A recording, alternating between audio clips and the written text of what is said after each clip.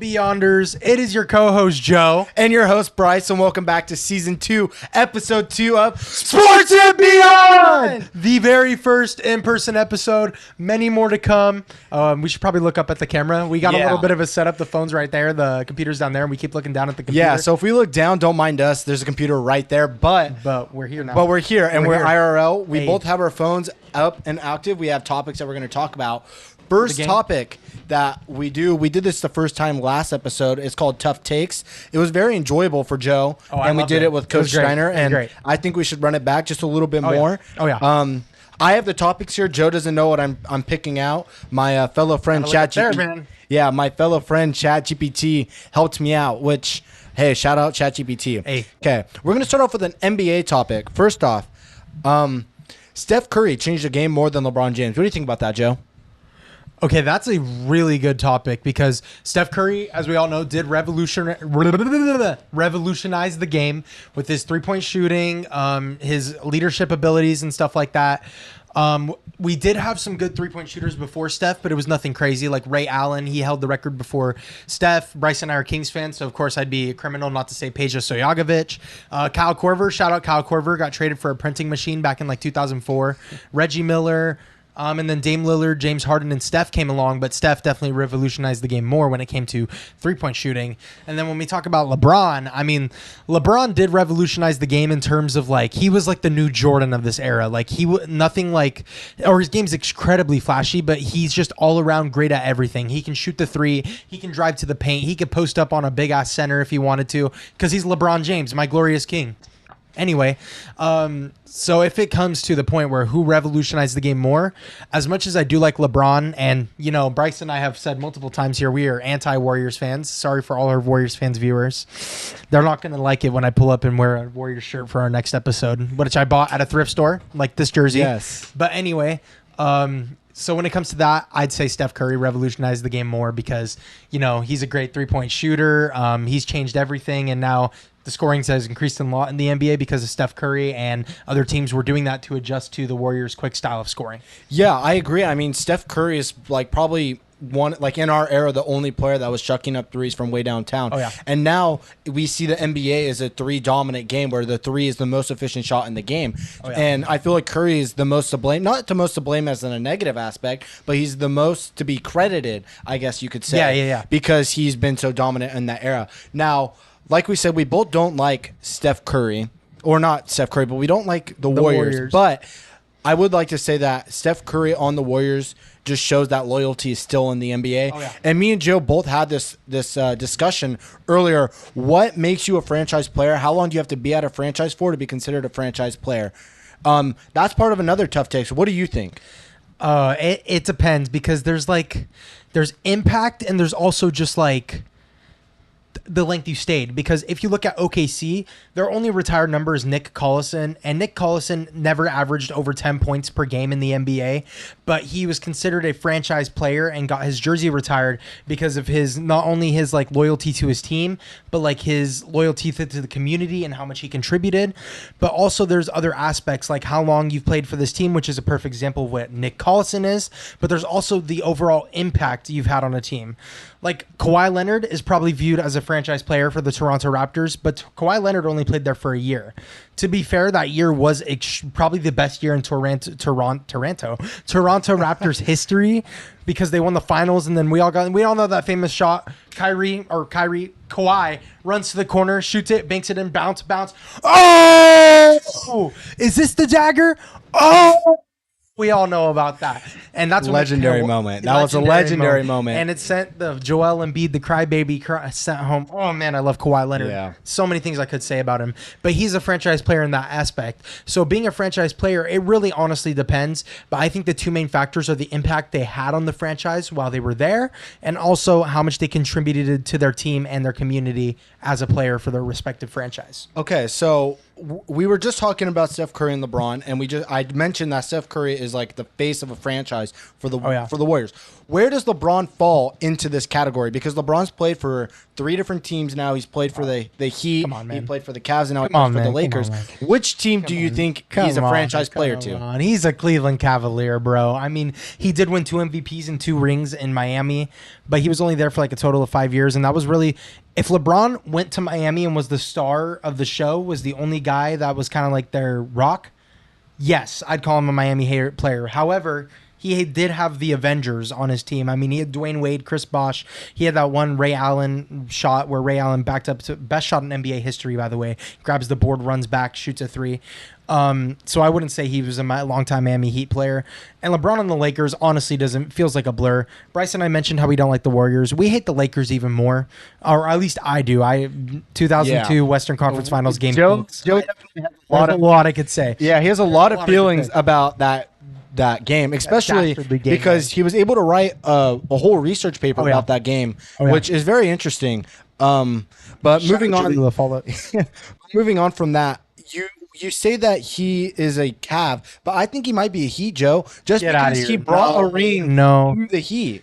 He brought a ring to the Cavaliers for the first time in 54 years. He was the guy that told the Cleveland Cavaliers fan, yeah, I'll be back to win a ring. He's a Cleveland Cavalier. He left them, Joe. And then he came back and became... But why leave him in the first 2018 LeBron. In Cleveland? That's 2018. Your heart in Cleveland because he went back to Cleveland. But he left. He left to go get a ring. Why not? He left to go get 2 rings and then came back and brought them a ring for the first time in 54 years. I don't know, Joe. I don't know. He's a Cav, 100%. Okay, we'll go with that. Okay, there's no denying that part. We'll stick with the NBA. We're still on tough takes. Here's a very interesting question. Damian Lillard is the most overrated clutch player in the NBA. What do you think about that?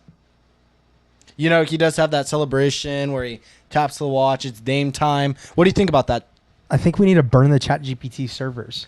What? Well, there was an NBA report recently where the players voted who the most overrated clutch player was in the NBA, and they actually Tyrese, which did not age well. Which we do know it did not age well. It did not age well. Which we will get into that a little bit later because we have talked about the NBA Finals in the previous episode. But now, where we're recording, the game's over. We know what happens, and I don't want to spoil the rest. But I do think Damian Lillard isn't overrated, but I do think he's looked at too much. No, I disagree with.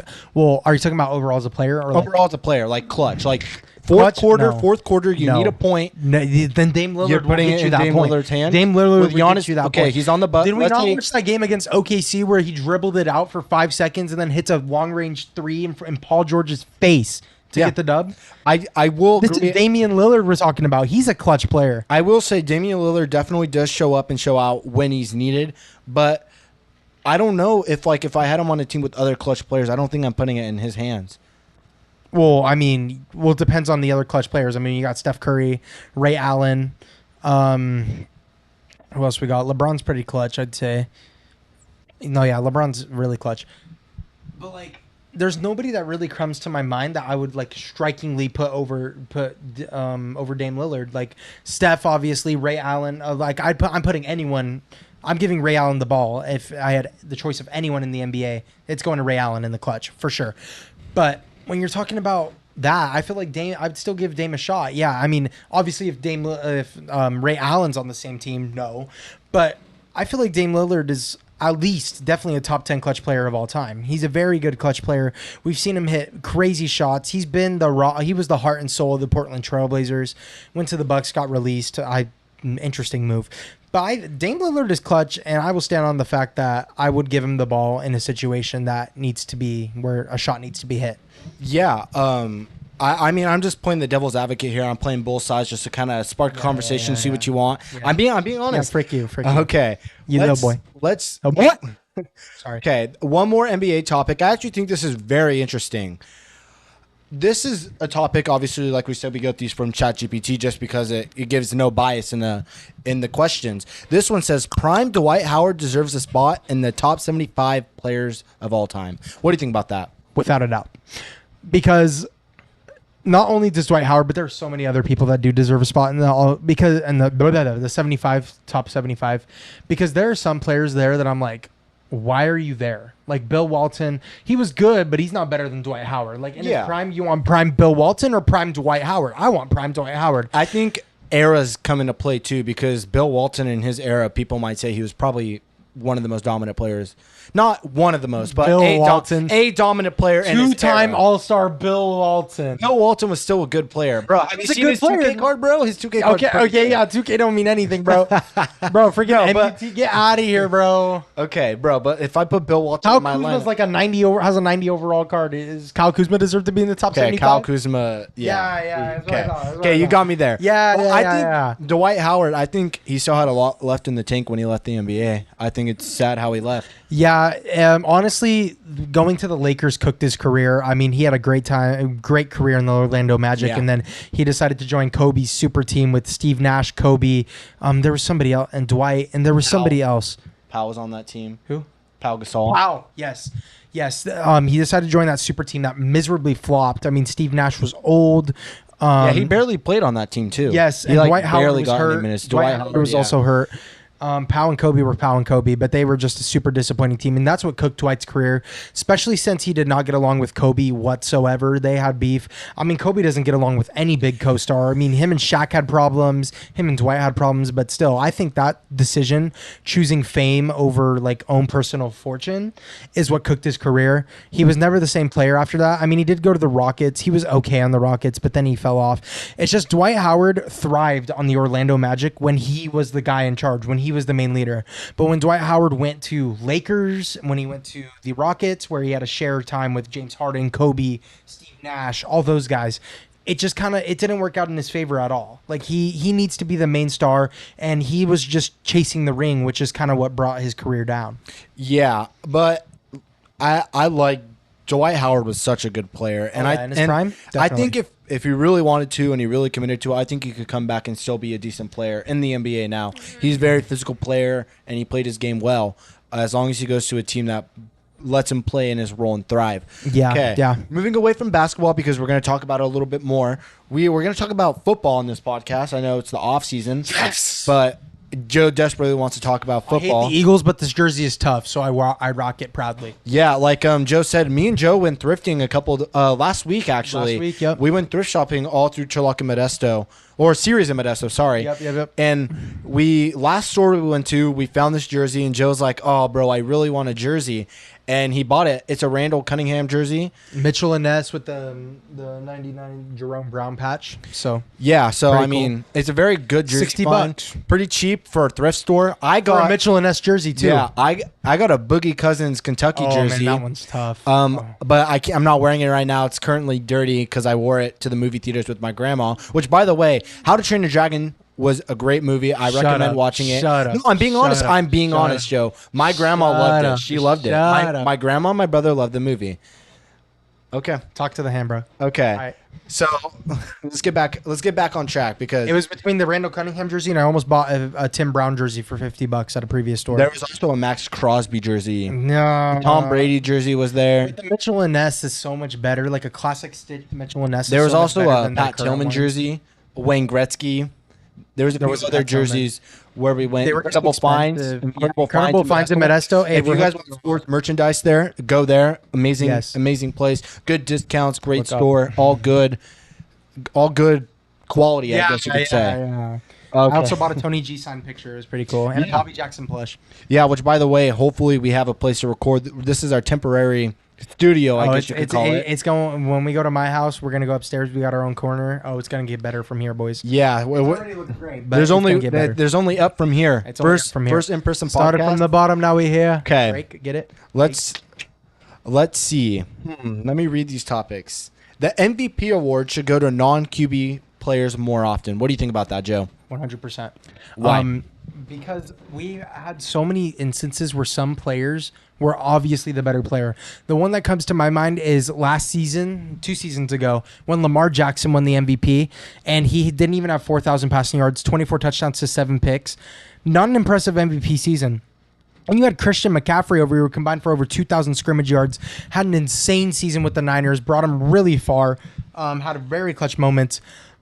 in an instance like that, CMC was my last year's MVP because, when you don't have the quarterback like doing too good, why are we giving it to the quarterback still? Like this is just turned into a quarterback award, and I honestly don't like it. I mean, Adrian Peterson was probably our last non-quarterback to win MVP in 2012, and every year it just goes to the quarterback, and I feel like it's unfair because the quarterback's the one who's throwing all the passes and throwing all the touchdowns and can also get running touchdowns and stuff like that. So I feel like it should be more MVP. Yeah.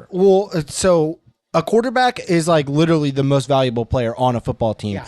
But I think that there should be an individual award for the best outstanding quarterback in the league and give outfield players the chance to win the most valuable player. Because like you said, Christian McCaffrey had a huge influence on that 49ers team and took them very, very far. Where Lamar Jackson, he didn't take the Ravens that far. And recently, Josh Allen just won. Although I do think Josh Allen definitely did deserve it. He played very well, and I give him a lot of credit. But I feel like there should be an individual award for quarterbacks and for outfield players because obviously there's best defensive player and the defensive MVP. What is it called? Most valuable defensive player of the year. Yeah, defensive player of the year. Boy, I think that's a balanced position because it gives all positions a chance, where on offense it's quarterback heavy. Yeah. So it's not fair to take away from everyone else that's performing. So anything you else have to add? I have one more. No, I think that one's pretty settled. Okay. This is a very tough topic. Aaron Rodgers is more talented than Tom Brady. That's a good point. I don't think so, but I think that's a good point because Aaron Rodgers, like quarterback wise, extremely talented. Like he can throw passes on the dime essentially, and so can Tom Brady. But Aaron Rodgers, I think this might be crazy to say, is probably the most accurate quarterback in NFL history. Insanely accurate. He can put the balls on the dime, and like Tom Brady, he was still good like when he was like 36, 37. However, we are talking about Tom Brady here. I don't think this is true because Tom Brady is the guy that kind of like fought for everything. He was a 6th-round pick. He worked for all his talent, and I just think he's overall more talented individual because of the way the leadership he carries. Aaron Rodgers, he wasn't like the greatest leader on the Jets, as we saw the team morale was low and people wanted him out after only one season of starting. But part of the reason why the Patriots were so successful is because Tom Brady never gave up. Tom Brady stood still and stood as the foundation for the Patriots franchise for 19 years. So Tom Brady's natural born leadership ability, which is really hard to find in people nowadays, especially sports players, is what makes him more naturally talented than Aaron Rodgers. You could argue that Aaron Rodgers is more physically talented than Tom Brady because, he can actually run the football. Tom Brady, not so much. And we all know about in the Super Bowl against the Eagles, Tom Brady dropped that one pass, and he's not the most athletic guy, but he is the more talented guy in terms of being a more natural leader, and just having that it factor. That's what made the Patriots so successful. Yeah, I think effort-wise, I think Tom Brady definitely has more grit and that willingness to prove everyone wrong. Like you said, 6th-round pick. He didn't have everything handed to him. He needed to work to be in the position that he's in. Aaron Rodgers, a 1st-round pick. So he definitely had high expectations going into the league, and obviously I'd say he met them, if not even surpassed them. I think this question is more like Aaron Rodgers is the more athletic player compared to Tom Brady. Tom Brady, obviously, his 40 time was atrocious. He does know how to lead a team. Tom Brady definitely is the perfect role of a franchise player, the perfect role of a team leader. So I will give Tom Brady the flowers, but I don't think Aaron Rodgers is better than Tom Brady because it's so hard to compare those two because they're both dominant in the position that they're in. I think it just comes down to athleticism and the teams that they play. Aaron Rodgers hasn't won a Super Bowl. Well, no, he did. No, he did. Yeah, sorry. He has one Super Bowl. Yeah, he has one Super Bowl, but he hasn't done it on multiple teams.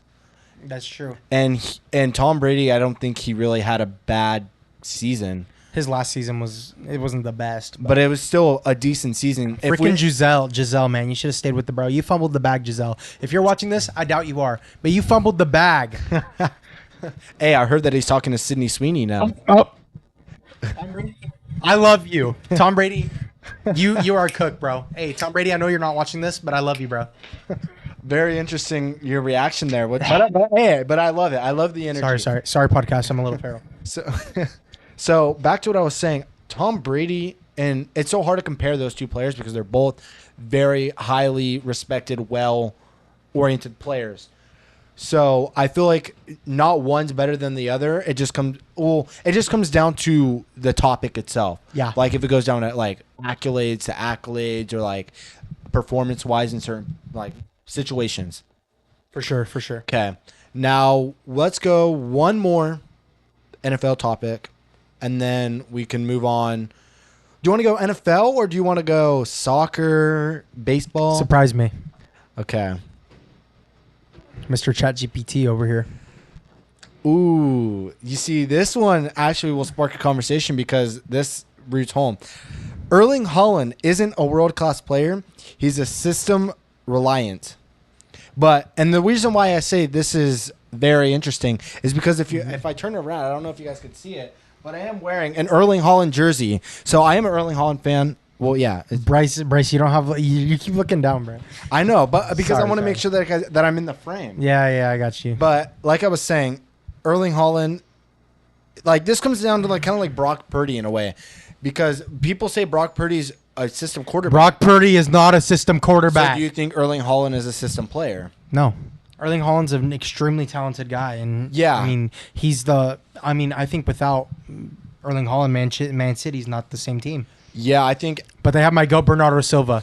In the game of soccer, it's very important to have a dominant striker.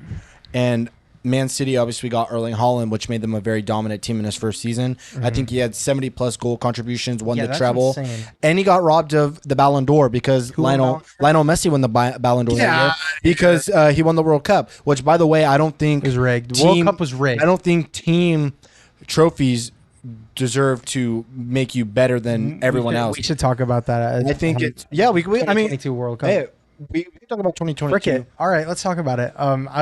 Just the Erling thing. Yeah, we'll get into that. Thunder. Like I was saying, Erling Haaland, like the system definitely elevated him and put him in positions to score a lot more. That's why people call him a tap-in merchant. But you also have to remember that he was doing these things in different leagues. He was doing it in the Bundesliga. He was doing it in Austria. This guy is born to score goals, and he's doing his job. And by the way, he's only 23 or 22, so he has a long career ahead of him. And then he's only 19. Sorry, Jason Tatum. Shout out Jason Tatum. Shout out Jason Tatum. If you're watching this, Jason Tatum. I doubt you're watching this, Jason Tatum. But hey, your video on how to tie a tie like in 2012. I used that. My ass. Hey, I used that. Too. I still use that video, which is crazy. Saved my ass. I ain't even gonna lie. But so, like I was saying, Erling Haaland. But women don't like me. Anyway, carry on. Oh my God, we're not gonna get into this debate. We're not getting into this. This is not podcast talk. Yeah.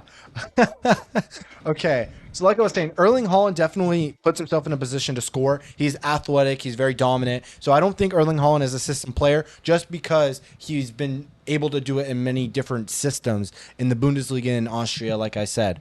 Okay. You wanted to talk about the World Cup. Let's talk about it, Joe. What do you think? The 2022 World Cup was rigged. And I stand on that fact. I definitely agree. I mean, my face all up in the camera. Yeah, it was. it was. That was the goal. It was only your mouth, though. I'm not sure if that was the goal. No, that's the goal. That's the goal.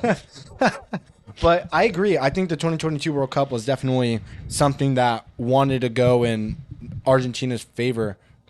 For real. And I there's some things that makes me raise an eyebrow. Like when the FIFA official account posted right after Argentina won, the debate is settled, referring to the GOAT debate between Ronaldo and Messi. First of all, I'm just going to go out and say, I don't think this World Cup win individually counts as an accolade for Messi. It's an Argentinian team accolade because Messi didn't carry the Argentinian team.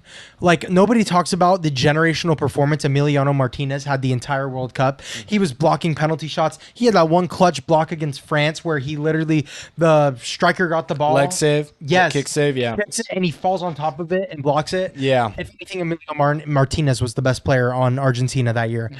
It was not Lionel Messi.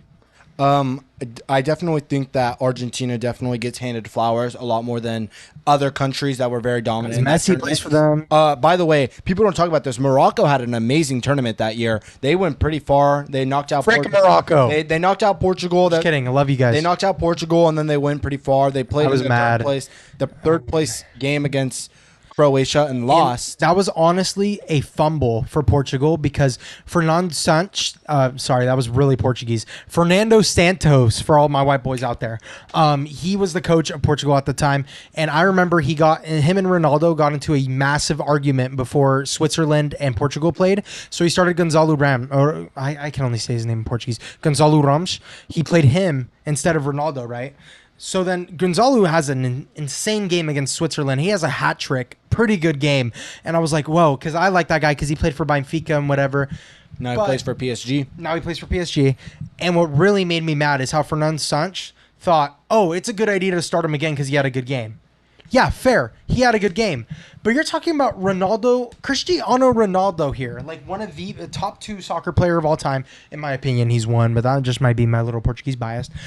But like, how are you sitting Ronaldo in this most crucial game? I mean, Portugal's only ever furthest they made it is the semifinal. You win that game, you go to the semifinal against Croatia.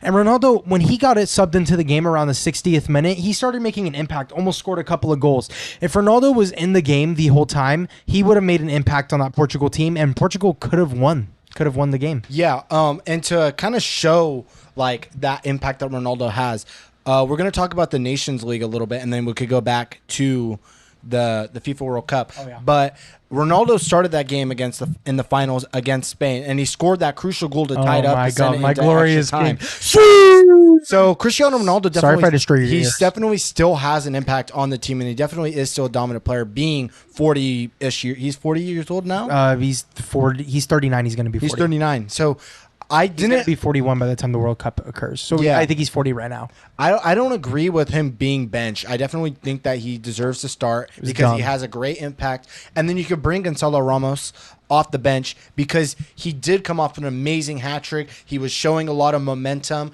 but you want that momentum to come off the bench. We see this right now with Francisco Conceição. Oh yeah. Oh, He came off the bench against Germany and pulled up a masterclass of yeah. a game. So you definitely need that impact player coming off the bench.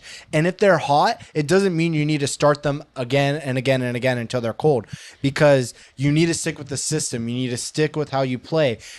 With Ronaldo on the field, I feel like Portugal plays a lot more confident on the ball because they have that leader. They have that leader. he's the GOAT. So them not starting him in the World Cup towards the end is very interesting. And you could see that Portugal was not happy with the decisions that they made. Oh yeah. And they instantly sacked him. Yeah. He was And gone. then they hired the Belgium coach, which by the way, my God. there are talks that they might replace him, but I think him winning the Nations League definitely puts him in a position to keep his job. Going back to the World Cup, France had an amazing tournament. I mean, Kylian Mbappe. everyone knows that France is a dominant team. You know and that one France song where it like talks about all the Yes. players? They go Kylian Mbappe. Yes. France, Mbappe, by the way, had a hat trick in the final. If you guys Oh watched my the God, previous episode, that was a trivia question that neither our guests or my co-host got right. I got it right. Did you? Steiner got it wrong, and then I got it right. Okay. I knew that one. I know my World Cup ball.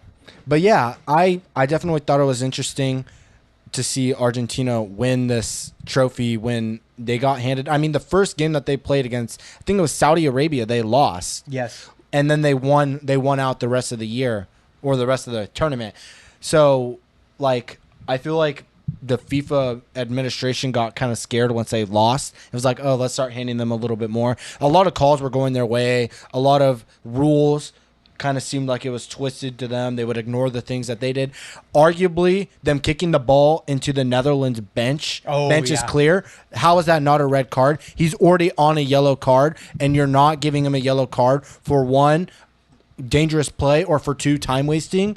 And then, by the way, if you win a game in penalties, have a little bit of sportsmanship, right? Yes. Getting in front of the face of Netherlands is not okay in any sense. I don't care if it's Argentina. I don't care if it's Portugal. I don't care if it's USA. I don't care if it's freaking Croatia. You do not get in your enemy's face because you won a game in penalties. It's not that impressive. I mean, it's impressive to win in penalties, but in the matter that you did, a team that you come into this tournament thinking that you're the best team in the world, you're the most dominant team in the world, and you take a team like the Netherlands to penalties.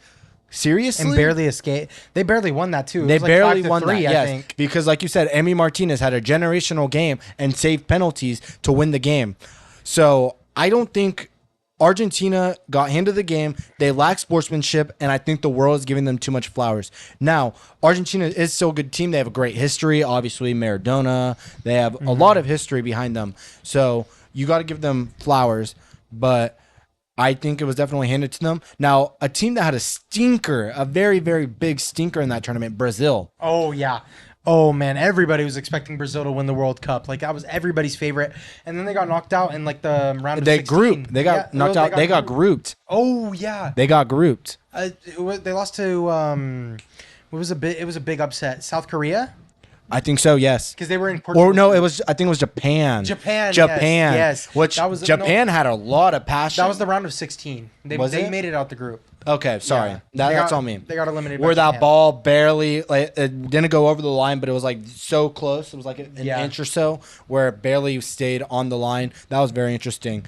You know what? I want to talk about a little bit of like, you think that the bigger countries in the world have more talent, but in the sport of soccer, I feel like it's very interesting to see that small countries like Croatia. Oh, they're good. They have a really good team. Yeah, Croatia is a very sleeper team. The Netherlands. Yes. I mean, they're not a super small country. Belgium. That's a pretty good. They were sinkers in the World Cup. Yeah, they sucked. So there's a lot of clubs, or not. I keep calling it clubs because I watch a lot of club soccer. There's a lot of international teams that have a lot of talent, and it just shows that in the sport of soccer, you don't have to be the biggest country to have an amazing team. You just have to have a lot of grit and want success. So I think that's interesting. Now, we have this topic set up for later in the podcast, but we're talking about soccer now. Unfortunately, Portugal lost a star recently. Damn. And it's very sad to hear. Diego Jota passed away recently in a car accident with his brother, Andre Silva. And it's very unfortunate to see because that could have all been prevented if he was able to fly home. But unfortunately, he got lung surgery recently, and he wasn't able to fly home. So he had to take his Lamborghini and go to a port to go on a ferry home to Liverpool, where he plays club soccer. And his tire popped, and he swerved and crashed and burned. And it's very unfortunate to see. And I think this loss is a major, like, eye opener for the sport of soccer and just like life in general, that like no matter who you are in life, something could go away very easily. So don't take advantage of the life that you live. Sure. What do you think about this in an aspect of the loss for Portugal? How do you think Portugal feels? It's very upsetting because, you know, when you have a player that worked so hard all his life to become a pro player, and he was a great player at that. Like, he was a really good player for both Liverpool and the Portugal national team. It's really sad because I remember, like, people are saying, like, you know, people who don't really pay attention to sports much and just say things to rage bait me, they'll be like, when Ronaldo's gone, Portugal's cooked. And I'd be like, heck no, because Diogo Jota is going to come in and play striker in his position. Well, obviously not anymore. It looks like that's going to Gonzalo Ramos. But it's just unfortunate because he's a really good player who worked so hard all his life. And, you know, it's just crazy how it can just be taken away from you so quick. Yeah, and like you said, Diego Jota was set up to take Ronaldo's spot once he leaves and kind of hand down the torch. And I feel like it was kind of confirmed because when this news came out, Ronaldo went online and posted like a thing, like he was his brother, and you could see Ronaldo when he's getting subbed off and Diego Jota is coming onto the pitch. Ronaldo kissed him, not in a weird way, as a brotherly love. European little. Yeah, the little. Mwah. Ronaldo likes doing that. Yeah, but he showed his respect and he showed that he put faith in Diego Jota, and I feel like this is a major setback for just Portuguese players in general because this is a big burden to take into the World Cup. They just came off of an amazing Nations League final. They just won a trophy. And by the way, Diego Jota just probably had the best year of his life. He just won the Premier League with his team Liverpool. He just got married to his longtime girlfriend, 13 years. They were married, had 3 kids, and it was all taken away, which is very sad. And reports have already been said that some players in the FIFA Club World Cup, which if you're not familiar with, it's all the best teams in the world club level come together and compete. A lot of Portuguese players that are still in the tournament have talked about withdrawing because this is something, it's a huge burden to take in. Yeah, and he's a brother. Yeah, so it's very hard to see, and I do think that Portugal are going to I'm pretty sure they should probably wear a badge for him or something. They should, because a lot of kits they have badges on the sleeves. I think they might put like a 20 patch or something. They should. It's very sad. Didn't he wear 21? He wore 21 in the national level. Yeah. But in the club he wore 20. 20, yeah. But he was the epitome of like coming from nothing to something. Oh yeah. Going from not from youth academy to youth academy. Started in Porto, went to Wolverhampton. Yep. Had a great season with Wolverhampton with playing with Raul Jimenez. Which, by the way, if you don't know who Raul Jimenez is, he's a Mexican player, very good player. And then he went to Liverpool and had an amazing season there. Yeah. Amazing seasons. And you know what? This is, I mean, I shouldn't mention this, but if you didn't give him his flowers when he was here, don't give him flowers when he's gone. That's what I kind of feel. I feel like there's a lot of people who kind of switch up or like want to like jump on this bandwagon. And like, I guess that's really bad to say, but like, don't like be like, oh, like he's the best player ever when you weren't a fan of him before. I mean, like you could still admire his skill, but like, don't like jump on the bandwagon, I guess. I agree. And something I was just like a little bit unrelated to Jota, just a little more soccer. I just wanted to say that when Bryce was talking about Cristiano Ronaldo, like always being supportive of his brother, part of the reason why I think Ronaldo is the best soccer player of all time is because of his just mentality and how he would treat his teammates. There's this one video that I watch whenever I'm like down or like need motivation or something. It's Ronaldo. So in the 2016 Euro Cup, João Moutinho, João Moutinho. I'm trying to sing this as like English as possible so you guys get it. You're good, don't worry. João Moutinho, he was a longtime player for Portugal, very good player. But against I think it was the Netherlands, he missed a penalty kick and he was super unmotivated for the tournament. And Bryce is a little freaky right now. And anyway, super unmotivated before the tournament. And when it came to the penalties against Germany, Portugal, Ronaldo just made his penalty kick, and João Moutinho, they wanted him to take it next, but he was walking away. He didn't want to take the pit kick because he was afraid of what was going to happen if he was going to miss and stuff like that. And Ronaldo walks over to him. Ronaldo sees him walking over to the sideline away from the line and walks over to him. And there's a video of him saying, I'm going to try, because I know it in Portuguese, like the whole thing in Portuguese, but I'm just going to try and translate it to English the best as I can. So he was telling João, he's like, João, come here. Go take it. And then João was like, no. And he's like, come on, you take it well. Show personality. And if you miss, who cares? You know, Ronaldo is a guy who supports his teammates and will always push them to their limits. Yeah. And because of that, João Moutinho felt motivated to take the penalty kick, and he takes the penalty and drills it right to the right corner. Perfect kick. And because of that, Portugal won and advanced to the Euro final. So that's why, personally, I just feel like to say that is Ronaldo's just a really good teammate and a really good person. And I'm sure he's really devastated from Jota's passing. Yeah, and even like you said, to kind of piggyback off of the great teammate, when Ronaldo got hurt against Spain, or even when he got hurt against France in the final. Oh my God. He was a sideline coach. This guy has passion for his country, has passion for his teammates, and you could just see how much it means to him to see everyone around him prosper and elevate the team. Did you watch that game? I was watching the game with my dad. Yes, and I just remember it so vividly because he gave Nani the captain patch. Yeah. And I was like, what is this bum doing? Because Nani's like notorious for like being good one day, like so inconsistent.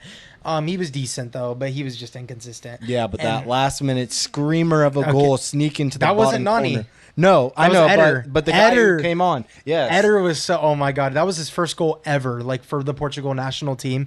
And what a way to do it. Like, wow. And it wasn't even goal box. It was a long goal. It was outside the box. Yeah. And kind of just threw it in there and hoped for the best. And it surely won them the game. And that game was full of close calls because Rui Patrice, the goalkeeper for Portugal at the time, he was like on a generational run, dude. Yeah. He was blocking insane kicks back and forth. There was one where it looked like it was going to be a goal, and Ton Griezmann, he does what's it called when they loft it? It's like a volley. A chip? A chip. He like chips it over.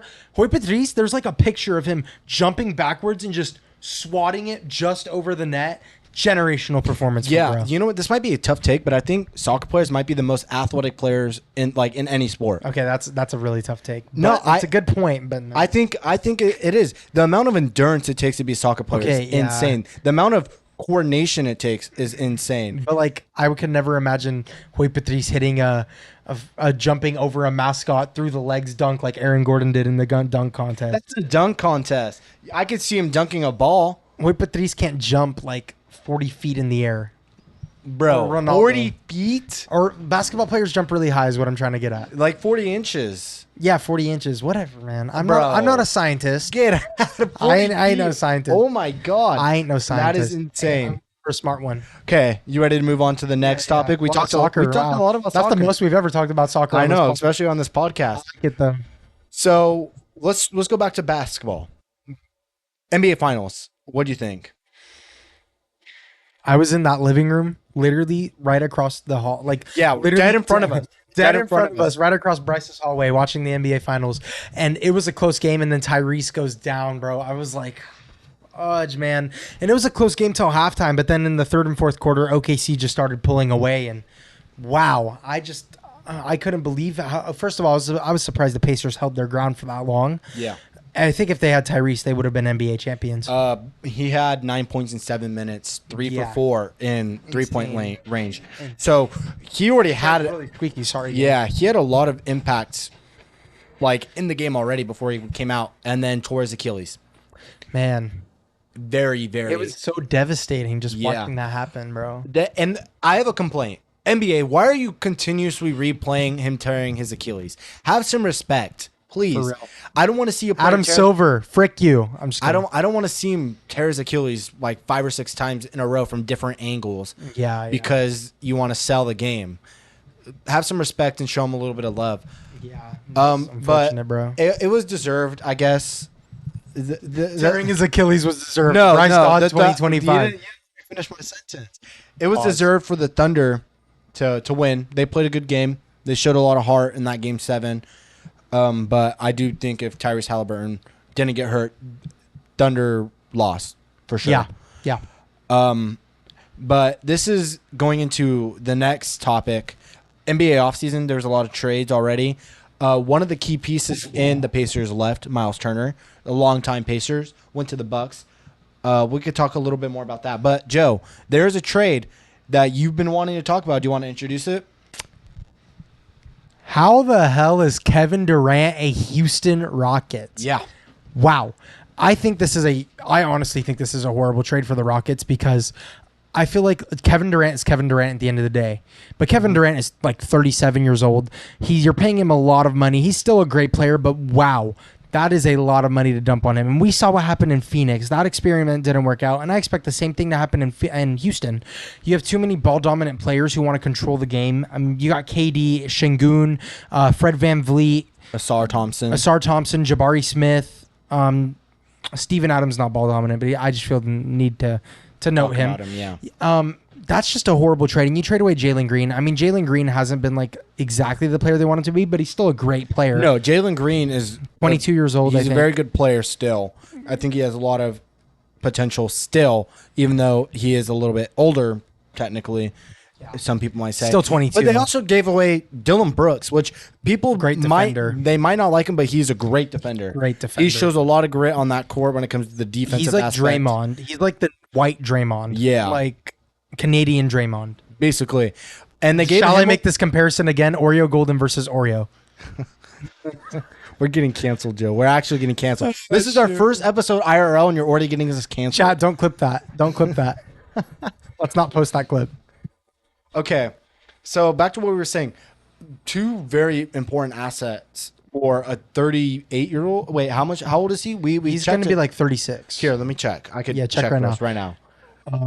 I think he's a little bit older, but to give up everything, I think he's 36 or 37. He's getting older, but to give up what you gave 2 young, not young assets, but 1 young asset and an amazing role player, and they were just the 2 seed. Yeah, they should have beat the Warriors in 7, bro. Yeah, which, by the way, we talked about this last episode, but we were praying on that win. We talked about it, everyone doubted us, and we showed them. We were almost there, man. Yeah. Let me look at his bio. I have it up right here on ESPN. He's 36, so he's younger than what we thought. But still a young or old player and give up young assets. He does not have that many more years for the. Sorry. He does not have many more years for the Houston Rockets. So to give up everything that they did is kind of insane. Yeah, 100%. I think it's just an unnecessary move. You blew up your beautiful young team, and now you gave up they get up like 4 first-round picks or something absurd number. Yeah. This is an amazing trade for the Phoenix Suns. You get a 22-year-old young star to pair with Devin Booker. They're going to buy out Bradley Beal, which makes sense because Bradley Beal hasn't done jack since he went to the Suns. Yeah. And by the way, Bradley Beal has a no-trade clause. He has a no-trade clause. He's one of the 3 players in the NBA currently. Jackson, Hayes, LeBron, and Bradley Beal. No trade clause. And Bradley Beal has been horrible, and he's costing the Phoenix Suns so much money in the cap space. And they gave up way too much for him. And Yeah. they cooked their future for Bradley Beal and Kevin Durant. And Devin Booker's still around. I mean, he's great, but Devin Booker's older than you think, though. Yeah, he's pretty. I don't think he's that old, but he is getting old. Yeah, which by the way, people sleep on this, but he did. It fell down here, I think. Oh yeah. Anyway, Devin Booker took the Suns to the finals a couple years back. I'm not sure if you remember that when they played against the Bucks. So yeah. Devin Booker is still a good, talented player. Don't sleep on him. Anything else you want to note about this Kevin Durant trade? And then we could talk about. He's 28, so he is getting older too. Yeah, but he that's still has 2K regression age, by the way. That's the beginning age for 2K regression. 2K doesn't matter. Remember, that's what we say. Hey, quoting him from the earlier in the podcast. Ronnie 2K. Ronnie 2K needs to get his head out of his ass. 2K, where you at? He needs to get his head out of his ass. Why is De'Aaron Fox a 90 rated when he's probably a great player? De'Aaron Fox is a 96. No, a couple years ago he was a 90 overall when the Kings had that amazing run. He was an 83 when like in 2K22. Yeah. I was like, that's horrible. Okay, let's look at the list of what we have to say because I feel like there's nothing much to add. Big list guy over here. Big list. We filmed one IRL podcast and you think you'd talk to me like that. Yeah, I can. All right. Nah. Okay, let's Dame. We talked about Damian Lillard earlier. Move. What are they doing? The Bucks still have to pay him. They released him and they still have to pay him $130 million. And he's not even playing those years for that team. He's probably going to go to another team. He's going to get banged, bro. Hey, this is good for him. He's probably happy. Yeah. Where do you think his next destination might be? Miami Heat. Every year it's rumored that he's going to the Heat before he went to the Bucks. He's a Heat, 100%. Funny enough, I don't want to burst your bubble, but he's been in Oakland recently. Really? Yeah, and please don't do that, Dame. Imagine Dame and Steph Curry on the same team. But why? That won't work. You have 2 ball dominant guards. Like that won't work for the Golden State Warriors. The Warriors are looking to be pretty active. They've been getting a lot of. I mean, they traded Jordan Poole for a reason. Jordan Poole was just off the bench, but now Jordan Poole wanted to be him, and then Jordan Poole went to the Pelicans. Oh yeah, which by the way, I think Wizards. Jordan Poole actually might be doing pretty good on the Pelicans. I hate Jordan Poole. You don't like Jordan Poole? I hate Jordan Poole. Pool party, bro. I hate Jordan Poole. Why? I hate Jordan Poole. Why? I hate Jordan Poole. No, explain why. I hate Jordan Poole. Yo. I hate Jordan Poole. You don't like Jordan I hate Poole? Jordan Poole. Okay. Any reason why? I hate Jordan Poole. Frick Jordan Poole. All my homies hate Jordan Poole. I prefer Jordan River. Jordan River. Give it because Poole River. Yes, yeah. Big comedy guy over here. I prefer Jordan Ocean. Jordan Ocean. Frank Ocean's long lost son. Anyway, there was another trade. There was another big trade. No. No. Other than Kristaps Porzingis. Oh yeah, to the Hawks. Yeah. And then J. Rue to the Trailblazers. Which, by the way, what the heck are the Celtics doing? Oh, blowing up. Speaking, Portland Trailblazers traded DeAndre Ayton. They didn't trade him. Well, they bought him out, and the Lakers signed him, which is a good move for the Lakers, but I still don't think they're an NBA Finals winning team. What's the song go? The Lakers need a center. The Lakers need a center. And guess what they got? They got a center. So what do you think about the Lakers? Oh, and Mark Williams. That's a great move. On draft day. Yes, that's a great move. Which, by the way, I don't think the Suns care about his physical. Yeah, they don't. Because I don't understand the point why the Lakers traded for him and there's like, yeah, no, we don't want him anymore and sent him back. Very interesting, which isn't talked about enough. That's insane. I didn't know you could revoke a trade because you're unhappy with the physical. Me neither. No, I think he failed his physical, and you need to pass your physical to How do you fail a physical as an NBA player? Charlotte's training staff is horrible. Yeah, but Charlotte is always gonna be a poverty franchise. 100%. Which, we by the say way, that as Kings fans. yeah. Hold on. Speaking of poverty franchise, No. Funny. Well, we could go on that, Mark. Speaking of poverty franchises, the Brooklyn Nets had 5 first round picks and drafted, I think, 2 or 3 guards in the first round, which is crazy. Why are you drafting that many guards? And by the way, what are they going to do? Are they going to trade them away, or like why? They could have built a whole new starting lineup, young core, and they decided to go with 3 or 4 or 2 or 3 guards. I don't know. They should have at least traded some of those picks or something. Man. Yeah, 5 first round picks is way too much. Which, by the way, Kings moved up in the draft, first round, traded with OKC. We'll talk about the Kings here in a second. I have a lot to say about this. Any other off season signings that you would like to note before we talk about the Kings? There's one I wanted to say, but it's about the Kings. So we'll get to that in a second. Otherwise, there have been not really any huge moves just yet.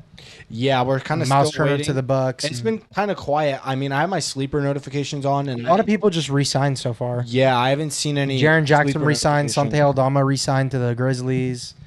Yeah, so let's talk about the Kings, Joe. You open us up. You know, you're the very strong, opinionated person. I want to hear what you have to say. With the Dennis Schroeder signing, what the flying friggity frick are we doing? Notice how I kept that PG. Hey, PG. Hey, any PG watchers in there? That's for you. Anyway, okay. What? $15 million a year for like a 32-year-old point guard when we have Malik Monk on our bench. And Bryce keeps defending this move. I keep talking to him, and Bryce is like, nah, you got to live with it. Shut up, bro. All right. Okay, but let me explain. No, let me explain for the people. Come Hey, on, Joe. Let me explain for the Okay, people. explain for the people. The reason why I think Dennis Schroeder How are you? is a decent signing is because it allows Malik Monk to go back to the bench where he's the most dominant. Okay, shut up, Joe. Where he's the most dominant player having a mic off the bench, or the most dominant player he could be, I guess.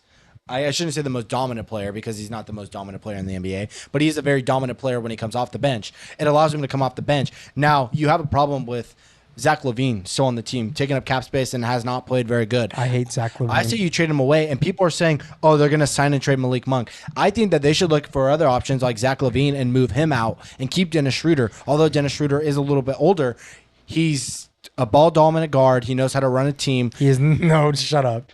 He knows how to run a team. He's a veteran. He's a veteran, bro. Stop glorifying Dennis Okay, Schroeder. we just got a guard in the draft. He's going to help develop the guard, and then we're going to get rid of him. I wish a female talked about me the way Bryce talks about Dennis Schroeder. What? I wish a female talked about me the way Bryce talks about Dennis Schroeder. I talk good about you. I talk good about you more than I talk good about Dennis Schroeder. Saying I wish a Bro, girl. I'll hype you up. I said I wish a girl talked about me like the way you talk about Dennis Schroeder. No, we're not getting into that. We're not getting into that. No, talk about it. Sports podcast. This is a sports podcast. It's called Sport. This is sport, but we're on the sports part. We're on the sports part. Okay, once we get to the beyond part, we could talk about that. Anyway, $15 million a year for a 30-year-old point guard. I didn't like it at all. And then we trade Jonas Valanciunas for Dario Saric straight up, which, to be fair, Bryce brought this up earlier. Jonas Valanciunas does want out of the NBA. He wants to go to Greece and play basketball. But we traded 2 second-round picks for him just to go and leave for Dario Saric. We couldn't get like at least 1 second-round pick back in return. Yeah. That's what I was pretty pissed off about. But I think the thing is that the King, maybe there was already talks that he wanted out of the NBA, so they just decided to get as much assets back before he wanted to leave. And it's like I said, it's already been reported that he wants out. So, hey, at least they got out of the trouble before it became their problem. I disagree. He's a great player. He's a good player, and I think it's definitely going to hurt the Kings because they can't run double bigs. Yeah, and we got Dario Saric, who sucks butt, like big time. Yeah, but hey, maybe he could be good coming off the bench. Shut up. No, he won't. It's Dario Saric we're talking about here.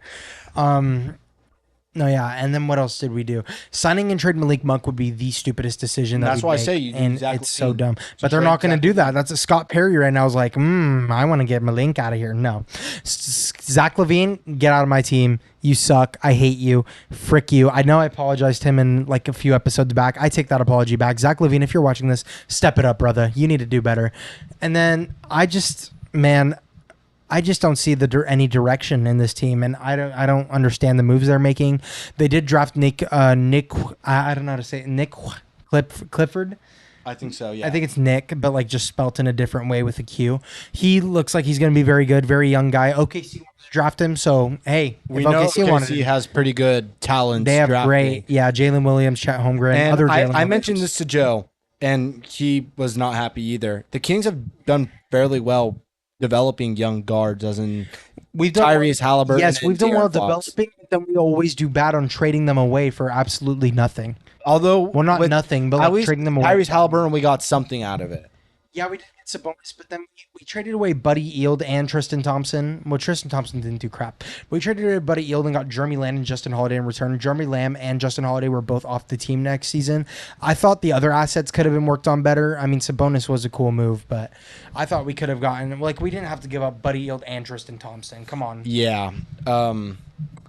It's very interesting. But I think the Kings might learn from their mistakes, hopefully. Especially because we're the Sacramento Kings. They held on to De'Aaron Fox just to get nothing, barely anything in return. We're the Sacramento Kings. We never. Yeah, we're the Kings. It's heartbreaking, unfortunately, being a Kings fan, but I love it so much. Worst thing ever. It's probably safer to take straight heroin than being a Kings fan. Whoa, what? I stand on that. You'd rather take heroin than continue being a Kings fan? No. Okay. But so retract that statement. It's equivalent. The pain is equivalent. How do you know what the pain is to take heroin? I don't. I don't know what I'm saying. Okay. I'm trying to make an analogy, guys. Moving on. I mean, I can't see how long we've been recording, but I think it's like 50-ish minutes. Yeah, I think so. Okay. I think we're approaching an hour. So I say we go hit or miss on NFL teams, and then we go to our draft, and then we wrap up this episode. Okay, hit or miss. We're going to take turns naming NFL teams, and we're going to explain if we think they're going to be a hit, as in a playoff team, or a miss being a draft, like a high draft pick team, and then we'll go from there. Joe, do you want to start off with the team, and then we'll talk about it? Yeah. Okay. Do you want me to just name a random team? Yeah, just name a random team, and then we'll both give our opinions. Los Angeles Rams. Ooh, I think this is a tough one because they don't have Cooper Kupp anymore. They only have Puka. I think they might be a miss this year. They have Devontae Adams. Oh, but I think they might be a miss. I think they're a hit just because of the division they're in. I mean, the Seahawks are not going to be that good, in my opinion, but that's also the Niners fan and me talking. The Niners are going to be good because we have an easy schedule. We should be good. If we're not good, I'm going to be very mad. And then the Cardinals just are the Cardinals. Yeah, the Cardinals So I think the division is going to be between the Niners and the Rams. And they do, I mean, Matthew Stafford, like or hate the guy, he's consistent every year. He's always pulling for his team, and he's always doing great things. They have Blake Corum and Kyron Williams. Kyron's a fantasy beast. Yeah, I had him.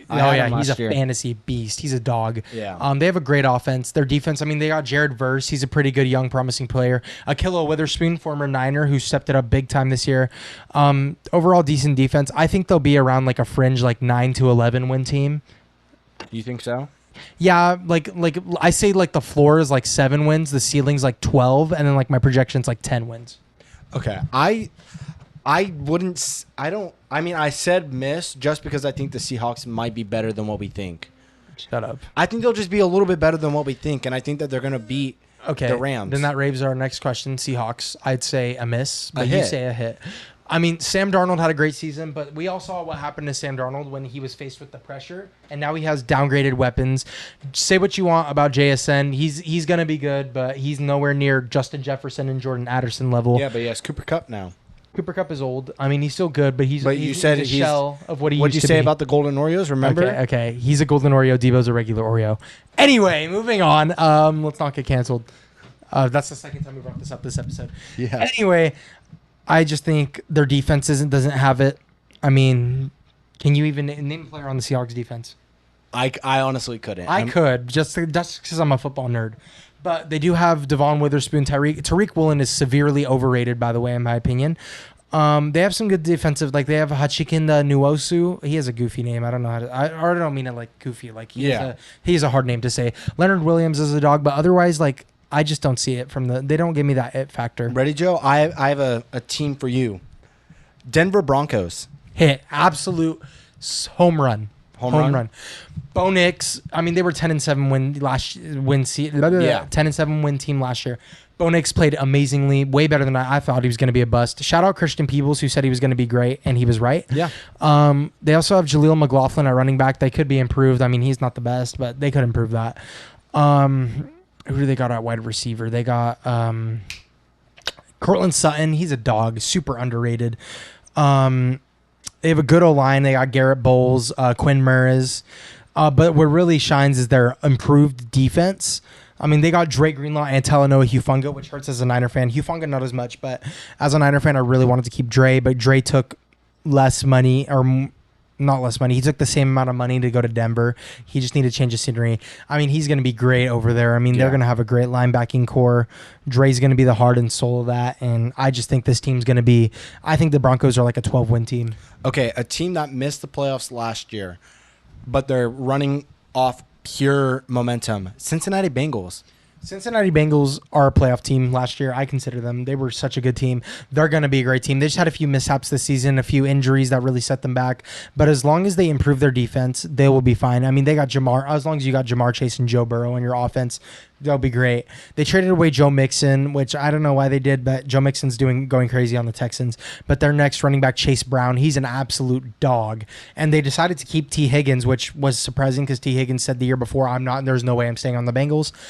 I think the Bengals go back to what they originally were, and I think they can make the championship game, maybe the Super Bowl this year, if they really improve their defense. Yeah, okay. That's always their problem. Trey Hendrickson's good. Let's go Tampa Bay Buccaneers. What do you think? Hit. Absolutely.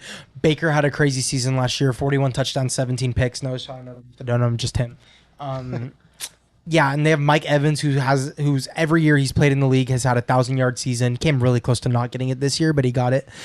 They re-signed Chris Godwin to everyone's dismay because everybody thought Chris Godwin would be a free agent and leave. Well, he was a free agent, but he didn't leave.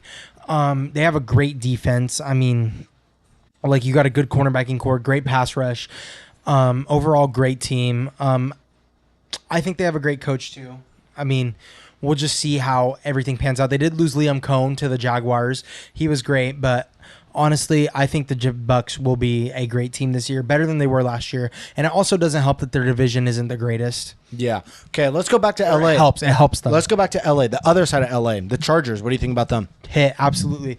Jim Harbaugh, any team that Jim Harbaugh coaches is a hit. I was so angry in 2015 when we fired Jim Harbaugh because the players didn't like him. Jed York, you're on my hit list because of that. I hope you know that. Well, don't say that.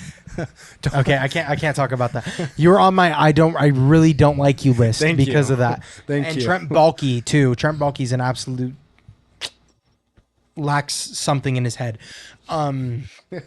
He's horrible. I can't believe they got rid of Jim Harbaugh, but he came in this year and took that. Like on paper, Chargers were not a good team, but he took them to the playoffs. I mean, Justin Herbert did kind of choke in the playoffs. He threw 4 picks when all season he only threw 3 picks. But Justin Herbert's an amazing quarterback, top 5. I don't care. Justin Herbert's a top 5 quarterback in the league, and they didn't have many weapons. I mean, they had Ladd McConkey. Ladd McConkey's pretty good. Just overall young core, and I was surprised of how far they made it, and they'll only continue to improve. Okay. This one's, they had a really good season one year, and then they kind of had a terrible season. Not terrible, but a kind of bad season the next year. What do you think about the Houston Texans? What do you think they're going to do? I think they'll be...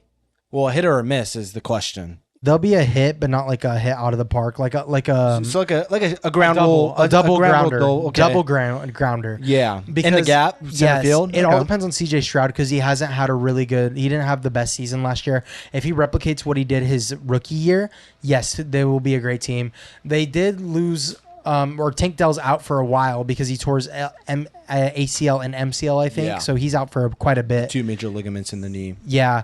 But they do still have Nico Collins. They did lose Stephon Diggs, but they have Nico Collins, Christian Kirk. Shout out Christian Kirk. He's underrated. Joe Mixon on the offense. They have a decent D-line. They have Will Anderson on the defensive side. They'll only continue to improve. Yeah. But I think as long as they can recover from their losses and CJ Stroud can kind of grab that step he missed from his rookie year, then the Texans will be fine. Okay. What do you think about the Patriots? What do you think about them? Drake May's overrated, in my personal and honest opinion. Hit or miss? Miss again. Okay. Drake May had 2,000 yards last year, 15 touchdowns, 10 picks, yet somehow was still a Pro Bowler. I think right now he's overrated. He still needs to show me some things. But they did acquire Stephon Diggs, which was a good move. But he's also kind of old and coming off an ACL tear, so who knows how that will go. They have a decent defense. I just don't see the Patriots. The Patriots need another 2 or 3 years before they can go back to being good again. Okay, is there any other teams you want to talk about before we go into the draft? What about the Titans? Ooh, I think they're going to be a miss again. Really? Yeah, I don't think Cam Ward's going to be the greatest his first year.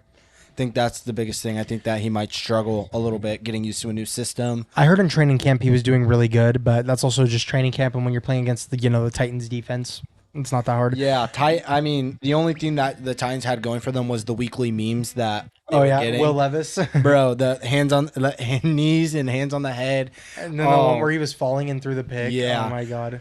He had a generational stinker of a run. I mean, oh my God. You can only feel bad for someone so much. Oh, yeah. Yeah, for sure. And what was I going to say? Then there was... I think they'll be okay. Cameron Ward, he's a great player. I think he'll be the only good quarterback coming out of this. Not the only, but he'll be like the best quarterback coming out of this class. I don't think Shador will be good. That's just a little side note bringing up. Dylan Gabriel will be better than Shador. Mark it, write it down, frame it up on a wall. Joe Oliveira said this first. Jalen Milroe will be good. But anyway, Cameron Ward, best quarterback in that class. And I think it's going to take a couple of years, especially since the Titans aren't the best at developing young talent. But yeah, I think Cam Ward will be a great player, but it just won't happen now. Titans need a few more years. Yeah, give them 2 or 3 more years. Give them a couple more draft picks, high draft picks, and I think they'll be a really good team. Yeah. What do you think about the Browns? They still need a few more years. At the end of the day, the Browns will be the Browns. Like, I just yawned hella. The Browns will always be the Browns. I mean, Mason Graham was a great pick. You got Myles Garrett, Mason Graham, but also like you got a hell of a situation at quarterback. I don't know why you took Dylan Gabriel with the 3rd round pick, then decided to take Shador. But sure, I mean, you got a little competition going there. They have Joe Flacco now. They have Joe Flacco, Kenny Pickett. And then they also have Deshaun still. Yeah, but Deshaun's a goner. No way Deshaun's still on that team. Yeah, very interesting. I think the Browns are going to be a flop. Yeah, 100%. The real ones will remember the 0-16. I do remember Browns. that. Rory Coleman dropped that pass. Oh, man. Yeah, that's a tragedy. Okay, you ready for the draft? Yep. Okay. We didn't do research on this, so this one's going to be a little bit tough. But our draft today is going to be the most electric NBA players. Let's do 3 players each or 5? We could do 3. Let's do 3. If we feel like going 5, we'll do 5. Yeah. Okay. You know what? You're a guest at my house. I'm gonna do some research while you think of your first pick. All right. Go ahead. So are we doing based on just pure electricity, or like are we building like a team, like electric team with certain skill sets? Electric player. Like, all right. Whatever you think electric is. First pick is going to be Russell Westbrook. I mean, like prime Westbrook. His hustle on the court is absolutely unmatched. We see him grabbing boards 24/7. He can shoot the ball. He can play good defense. He's great at stealing. Best was when he would do the rock the baby celebration. Absolutely. And like we grew up watching him, so it was so fun to watch Russell Westbrook, and that's why he's my first pick as an electric player. Okay. I'm going to pick this player just because how flashy he is. He might not be, I'm not going to say good, like a bad NBA player. Give me Ja Morant. Okay. And just because he's so explosive. He is somebody that gets you up out of your seat. He's super explosive. The flashy dunks, the flashy layups, the way he could just change the flow of a game is insane. I think I'm going to take Ja Morant, and then I get my second overall pick, right? Yep. Okay. On the flip side, I'm going to pick... trying to think. I have Ja Morant. Give me Steph Curry. Just because of like the amazing 3 points he can make. OKC, bang bang. Yeah, he gets, like you said, gets the crowd on their feet. When you see Curry taking a highly contested 3 and sinking it in, everyone in that stadium standing up and clapping. I don't care if you're rooting for the other team. Mm-hmm. You're gonna be like, wow, what a shot. So I'm gonna take Steph Curry. What do you got next? That's a great pick. Look at my notes. I would go to like old players, but we didn't really grow up watching them. So no, but you could still agree that they were flashy. Well, the most electric player of all time is obviously Michael Jordan. If we grew up in that era, it would be insane. Like watching his highlights gets me pumped. Michael Jordan, absolute like I know in the previous episodes I said LeBron is the GOAT, but now that I think it over, I'm really like conflicted because more Jordan averaged 37 in a game. Jordan's the leader in playoffs points per game, total playoff points, more DPOYs, more steal titles, stuff like that. There's a lot to go into that. But electric as to watch. I mean, he could dunk the ball. He could do just about anything on the court. Insanely fun player to watch, and just his highlights. So I couldn't imagine being a kid and watching him at the time. So. Yeah. Okay. With my pick, I'm gonna go. I keep going the small guards. Give me Kyrie Irving. Oh, I was gonna pick Kyrie. Give me Kyrie. Oh, just man. because dude, the I would ball pick handling, the way shooting. Oh man, and that one step back in the 2016 NBA Finals, the double step back on Curry's mouth. Oh my gosh. And then let's go to 5. You know, we got plenty. Of so time. I have 2 right now. I got my double, and then you go your double. Okay. Give me. I gotta go small again. Anthony Edwards. You don't agree with Anthony Edwards? Just too recent for me. Too recent. I mean, he's flashy. He plays very physical. He's a good player. Always has those highlight posterizers. He's like very, very dominant. I just think that he's a very electric player, and he definitely swings momentum in that stadium. Those are valid reasons, very valid reasons. I'd have to say for this next one, it's a tough decision, but I honestly think I got to go with prime James Harden. Just because James Harden was insane at scoring. He could hit step backs. He could shoot the 3. I grew up watching him too. I loved watching James Harden in his prime. He was like in the Rockets. That was like his athletic peak. He was a very good player. Could dunk the ball. Could shoot the amazing 3-point shooter. And then for this next one, I'm going into the bag. Like this is a pull. Okay. That like you're probably gonna be like, why the hell are you picking this guy? Give me Rajon Rondo. Oh my God! Yeah, no, give me Rajon Rondo. Like that one, like because bro. I will never. I'm gonna get up because we're doing an IRL podcast. I can demonstrate this. I remember playing basketball in elementary school. I was telling you this, and I used to go. Woo, woo. I used to always try that behind the back because of Rajon Rondo into the layup. I was never good at it, never. But I would always try it. Generate like honestly, he is like a very good passing guard. Like wow, it's impressive how good he was. He was insane. Whoa, that was just a fat light that just came. Yeah, diesel. Sorry, we have no blinds on this window, so we have natural lighting. So when a diesel truck drives by, like a milk truck or a gas truck, the like light reflects and it like creates a glare in here. So if you see that, apologies.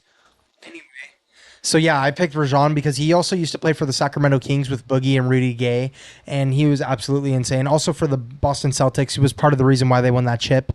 Very good and electric player, and I just love Rajon Rondo. Okay, you get the double header. Oh wait, you picked James Harden. Ooh, damn! And this is my last pick. Then I have one more, right? Yeah. Ooh, I have to think about this one. Me too. Because I want to go old, but I don't know like how old I want to go. Yeah, I might just go like just of like pure like Tim Duncan or something. Okay. Yes, Tim like Duncan I or looked Kevin Garnett, but like I one feel of like those two. Electric. Like the Tim Duncan is not electric. He is an amazing player, top 5 all time, but he's just like he's like the ice cream sandwich. Nothing flashy about his game, but still reliable and one of the greatest to do it. You know what? That's a very, very, very good analogy. Yeah. Which, by the way, I have another analogy which I like to say.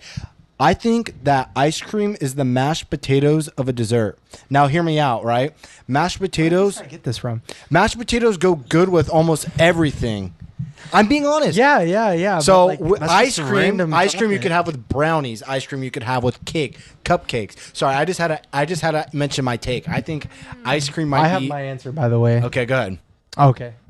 Well, that was save that for the fun podcast. My last pick, I can't believe I forgot about him until now, is Vince Carter. Like, come on, bro. The way he hits dunks and like can shoot the ball. Oh, he was so athletic, so electrifying to watch. Big Vince Carter fan here. So. Yeah, Vince Carter definitely good, and he had a little bit of a spell with the Kings. Oh yeah, in 2020, 2017 actually.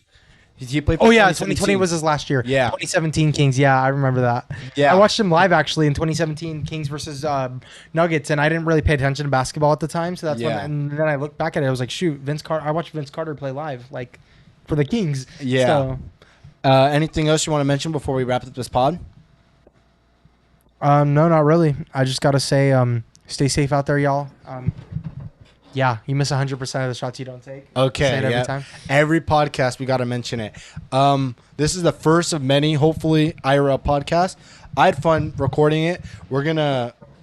Oh, wait. That's a wall. No one's on the other side.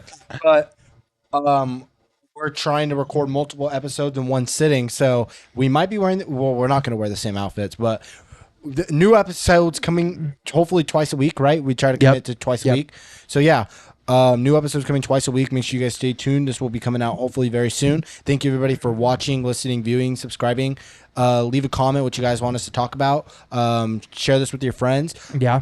And if you're interested in being a part of the Sports and Beyond team, we are looking for someone to go through episodes and send us timestamps for clips. We want to start posting clips on TikTok and Instagram Reels. So if you are interested in helping us out, you are more than welcome to send us a DM on Instagram. And you might be able to hopefully maybe get an episode or something. Yeah.